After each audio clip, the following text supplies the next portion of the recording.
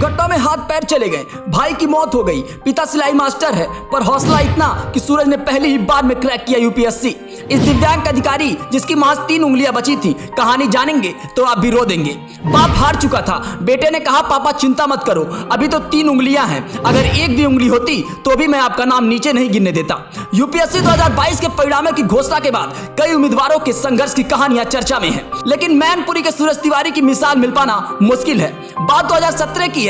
एक ट्रेन हादसे में सूरज को गंभीर चोट आई, इतनी कि उन्हें अपने दोनों पैर और एक हाथ गंवाने पड़े। जो दूसरा हाथ बचा उसकी 2 उंगलियां भी काट दी गई। इस हादसे में वैसे ही सूरज और उनके परिवार पूरी तरीके से टूट चुके थे, लेकिन अभी भी एक और गाज गिरना बाकी था। कुछ ही समय बाद सूरज के एक और भाई की मौत हो गई। इससे घर की माली हालत और भी खराब हो गई। सूरज के पिता, जो कि एक टेलर मास्टर है, मैनपुरी के कुरावल गांव में एक छोटी सी सिलाई की दुकान चलाते हैं। एक बेटे के हादसे में पैर हाथ चले गए, दूसरा बेटा जिसकी मौत हो गई। इसके बाद राजेश तिवारी की भी मानसिक हालत का अंदाजा लगा पाना मुश्किल नहीं था, लेकिन सूरज ने हिम्मत नहीं हारी। उन्होंने यूपीएससी की परीक्षा देने का इरादा किया और इसके लिए पूरी शिद्दत से तैयारी की। सूरज हर दिन 18 से 20 घंटे पढ़ाई करते। परीक्षा के लिए कोचिंग की फीस देना उनके लिए संभव नहीं था, यानी उन्होंने बिना किसी कोचिंग या एक्स्ट्रा क्लास के ये कारनामा करके दिखाया।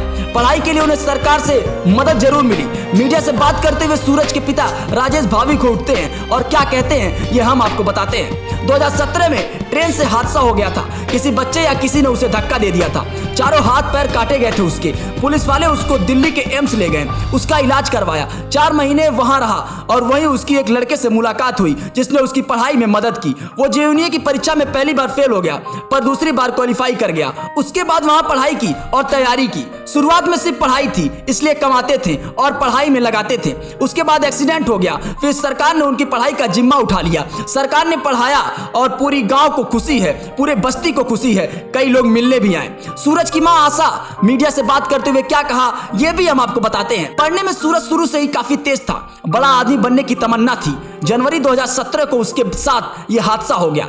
इसके बाद चीजें बिखर गई थी। बड़े बेटे के गुजरने के बाद काफी दिक्कतें आ गई थी। फिर सूरज का जेएनयू में एडमिशन हो गया।